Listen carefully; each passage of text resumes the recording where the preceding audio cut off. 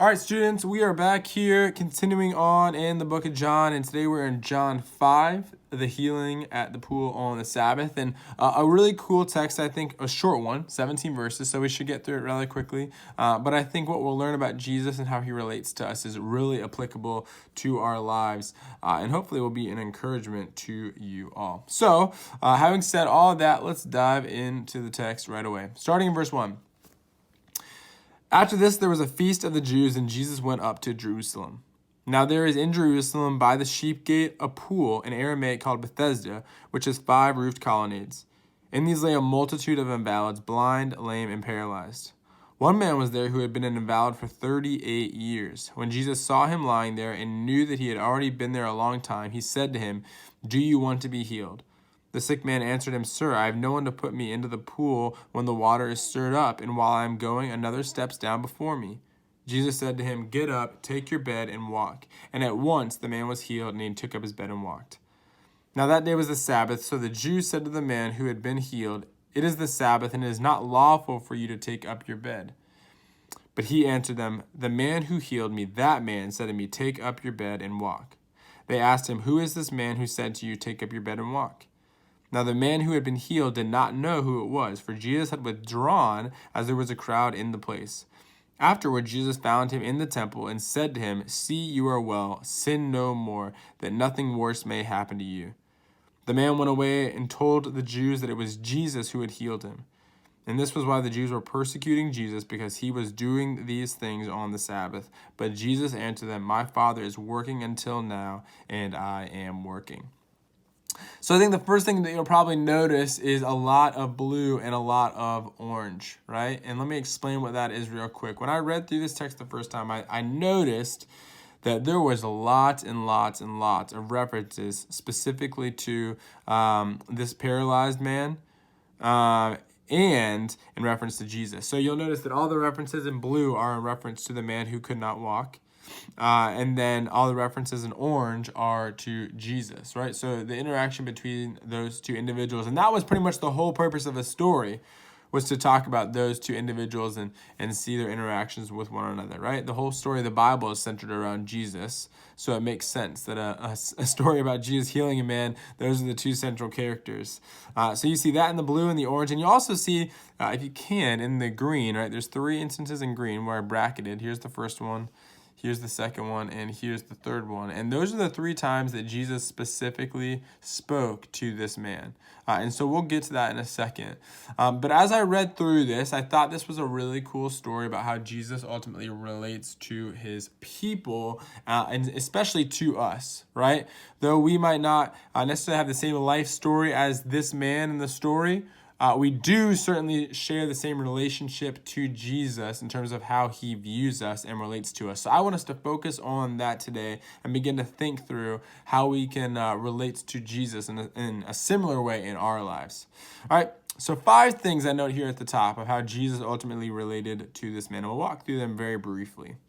You see here starting off, it says in verse 6 that Jesus saw him, right?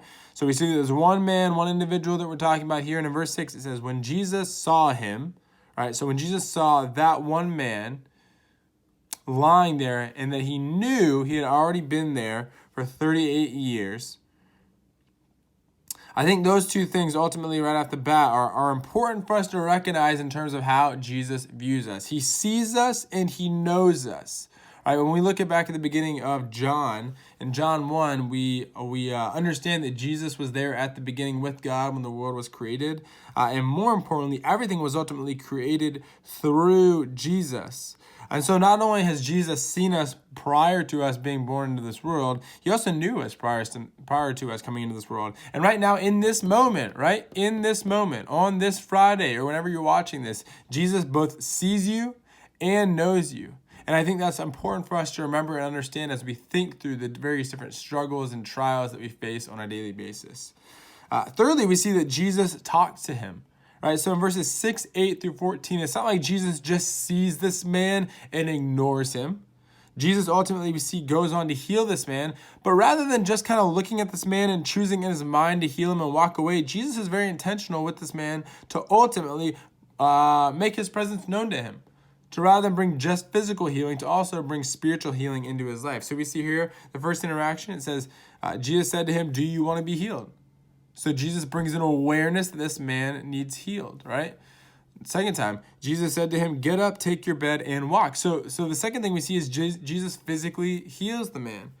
But I love the third interaction. I think it's the most important one that we need to see and look at, is that it says, and he said to him, or Jesus said to him, "See, you are well, sin no more, that nothing worse may happen to you."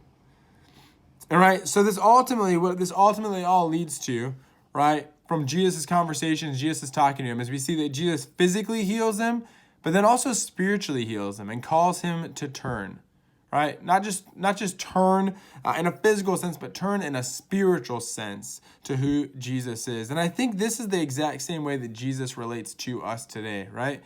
Jesus intentionally made us. He specifically made us in his image.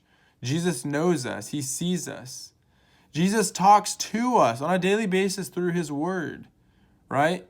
And through his word, he wants to heal us and bring us close to him. But the only way that we're ever going to be healed is if we turn to him and turn out of the sinful lifestyles that we ultimately are living on a daily basis. And so what I want you all to think through kind of today, and I mean, it'll be different for all of us, but especially as we walk through this season of isolation and separation, I think it's important for us to be able to look inwardly and reflect on and think through what areas we may be struggling with, right? What areas do we need healing in? And again, remember, this isn't just a physical healing. This is a spiritual healing that we're all in need of. For me, I know one area that I certainly struggle in is patience. And so how is the Lord perhaps trying to teach me patience during this season, that I might be able to draw closer to him and become more like him? I think another area that we might struggle with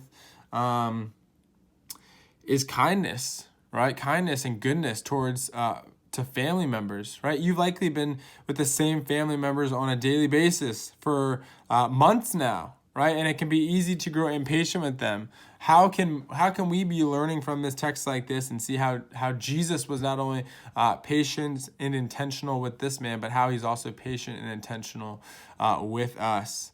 And so as we take all that into consideration, in what ways may we be called to turn in our lives to become more like Jesus, right? Just as Jesus was intentional with this man and asked him to sin no more and turn from his sins and come to him, so too Jesus is asking the same thing of us. So Jesus heals, right?